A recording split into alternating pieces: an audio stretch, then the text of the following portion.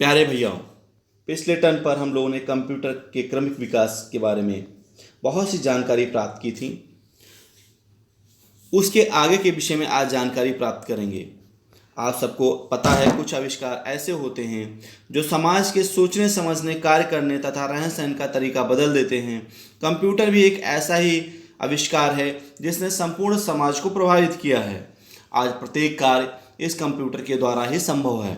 तो पिछले टर्न के बाद जो कंप्यूटर का विकास था उसमें आगे के बारे में आज जानकारी प्राप्त करेंगे।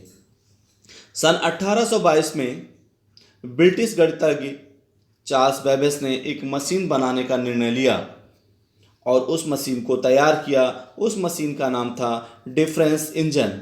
डिफरेंस इंजन एक प्रकार की ही गणना करने वाली मशीन थी। इसमें सबसे बड़ी कमी थी कि इसमें जो एक प्रकार के प्रोग्राम इनपुट कर दिए गए थे, उन प्रोग्राम के अतिरिक्त इसमें कोई दूसरा प्रोग्राम इनपुट नहीं हो सकता था। बाद में इस प्रोजेक्ट को बंद कर दिया गया। सन 1833 में चार्ल्स बेबेज ने फिर से प्रोजेक्ट स्टार्ट किया और डिफरेंस इंजन पर फिर काम करना शुरू कर दिया। डिफरेंस इंजन में उन्होंने कुछ बदलाव किए। उसमें पंच कार्ड प्रणाली का प्रयोग करते हुए स्टोरेज डिवाइस का भी प्रयोग किया और एक नई डिवाइस तैयार की जिसका नाम था एनालिटिकल इंजन। एनालिटिकल इंजन सभी प्रकार की क्रियाएं कर सकता था। इसमें 50 डेसिमल के 1000 वर्ड स्टोर हो सकते थे, साथ में उन पर प्रोसेसिंग भी हो सकती थी। चूंकि यह एनालिटिकल इंजन वर्तमान कंप्यूटर का आधार बना, इसलिए चार्ल्स बेबेज को कंप्यूटर साइंस का पिता या फादर ऑफ कंप्यूटर साइंस कहते हैं।